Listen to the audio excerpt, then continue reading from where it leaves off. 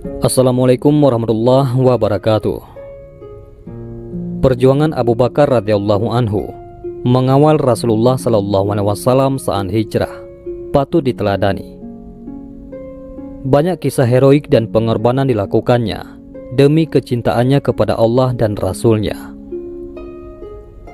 Abu Bakar As-Siddiq radhiyallahu anhu bukanlah seorang rasul, namun keutamaan dan kebaikannya tak pernah habis untuk dituliskan.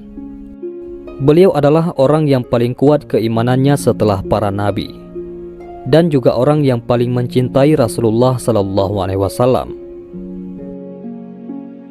Namun sebelum lanjut, jangan lupa untuk sukai video ini, komen, dan berlangganan, serta bagikan video ini agar bermanfaat bagi semua. Terima kasih. Dalam kitab Sirah An-Nabawiyah dikisahkan perjuangan Abu Bakar dan Rasulullah sallallahu alaihi wasallam ketika hijrah ke Madinah.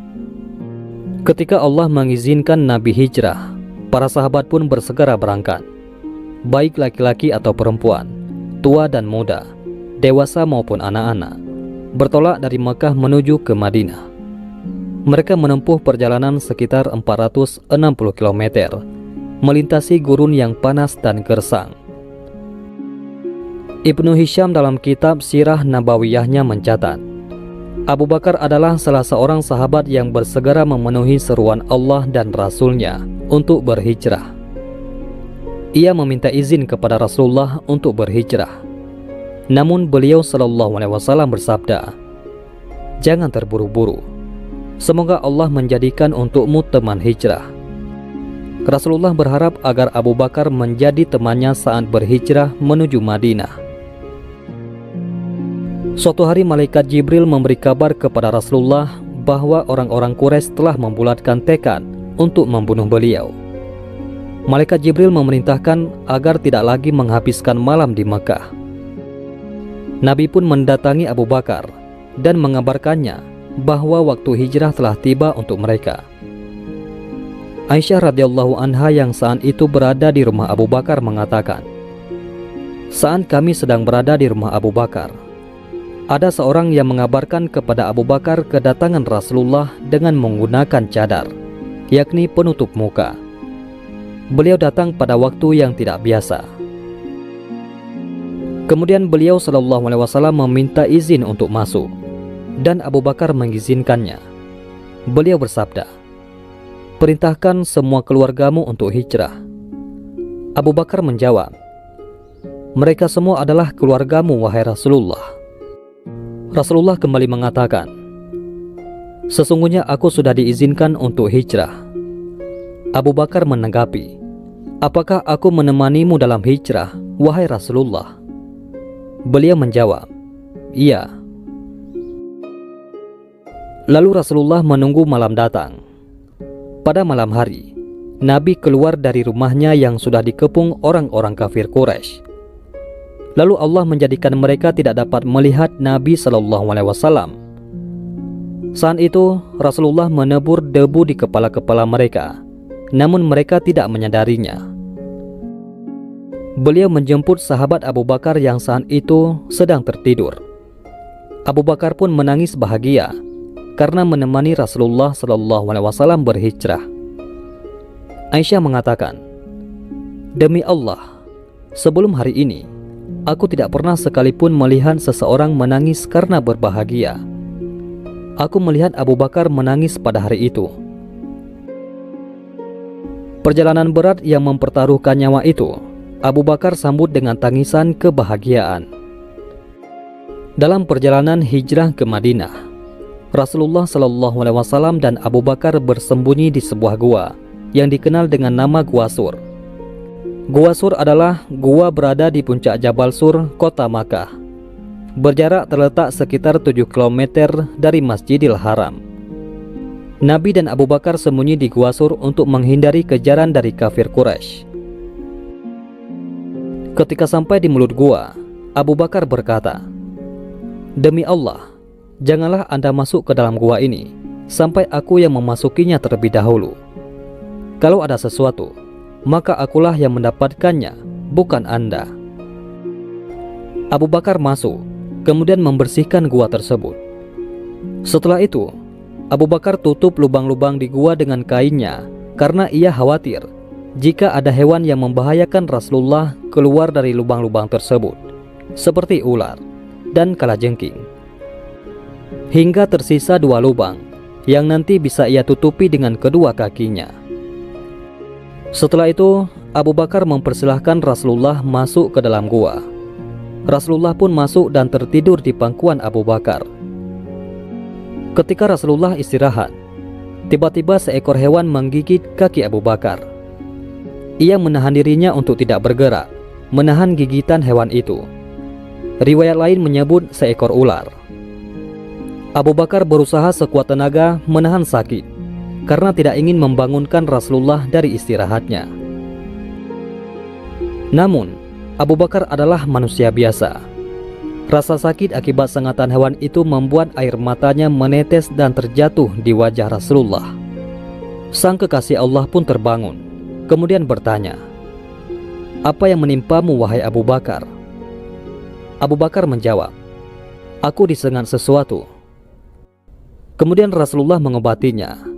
Dalam satu riwayat disebutkan bahwa Nabi mengobati Abu Bakar dengan ludah beliau. Diriwayatkan oleh Imam Bukhari, Abu Bakar menceritakan hijrahnya bersama Nabi. "Kami berjalan siang dan malam, hingga tibalah kami di pertengahan siang. Jalan yang kami lalui sangat sepi, tidak ada seorang pun yang lewat. Aku melemparkan pandangan ke segala penjuru. Apakah ada satu sisi yang dapat kami dijadikan tempat berteduh? Akhirnya, pandanganku terhenti pada sebuah batu besar yang memiliki bayangan. Kami putuskan untuk istirahat sejenak di sana. Aku ratakan tanah sebagai tempat istirahat Nabi SAW. Lalu kuhamparkan sehelai jubah kulit dan mempersilahkan beliau untuk tidur di atasnya. Istirahatlah wahai Rasulullah." Beliau pun beristirahat. Setelah itu, aku melihat keadaan sekitar. Apakah ada seseorang yang bisa diminta bantuan? Aku pun bertemu seorang pengembala kambing yang juga mencari tempat untuk berteduh. Aku bertanya kepadanya, "Wahai anak muda, engkau budaknya siapa?" Ia menyebutkan nama tuannya, salah seorang Quraisy yang kukenal. Aku bertanya lagi, "Apakah kambing-kambingmu memiliki susu?" "Iya," jawab pemuda itu. "Bisakah engkau perahkan untukku?" pintaku. Ia pun mengiyakannya. Setelah diperah, aku membawa susu tersebut kepada Nabi dan ternyata beliau masih tertidur. Aku tidak suka jika aku sampai membuatnya terbangun. Saat beliau terbangun, aku berkata, "Minumlah wahai Rasulullah." Beliau pun minum susu tersebut sampai aku merasa puas melihatnya. Diriwayatkan oleh Al-Hakim dalam Mustadraknya dari Umar bin Khattab. Ia menceritakan, ketika Rasulullah dan Abu Bakar keluar dari gua, Abu Bakar terkadang berjalan di depan Rasulullah dan terkadang berada di belakang Rasulullah. Rasulullah pun menanyakan perbuatan Abu Bakar itu.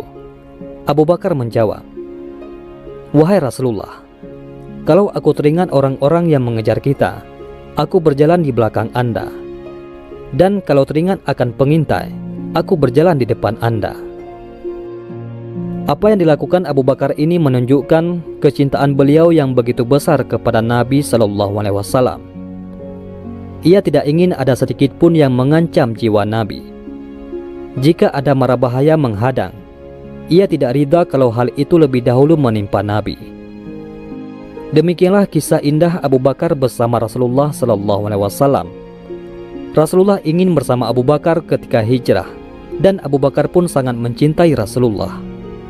Inilah kecocokan ruh sebagaimana disabdakan Nabi. Ruh-ruh itu bagaikan pasukan yang berkumpul atau berkelompok. Jika mereka saling mengenal, maka mereka akan bersatu. Dan jika saling tidak mengenal, maka akan berpisah, yakni tidak cocok. Hadis riwayat Bukhari dan Muslim. Dalam satu hadis, Nabi SAW pernah memuji Abu Bakar. "Sesungguhnya orang yang paling besar jasanya padaku dalam persahabatan dan kerelaan mengeluarkan hartanya adalah Abu Bakar. Andai saja aku diperbolehkan mengangkat seseorang menjadi kekasihku selain Rabbku, pastilah aku akan memilih Abu Bakar. Namun cukuplah persaudaraan se-Islam dan kecintaan karenanya, maka tidak tersisa pintu masjid kecuali tertutup, selain pintu Abu Bakar saja. Hadis riwayat Al-Bukhari. Allahumma sholli ala Sayyidina Muhammad wa ala ali Sayyidina Muhammad. Mudah-mudahan kita mendapatkan syafaat dari baginda Nabi tercinta, Rasulullah Muhammad SAW. Amin ya rabbal alamin. Mudah-mudahan bermanfaat. Assalamualaikum warahmatullahi wabarakatuh.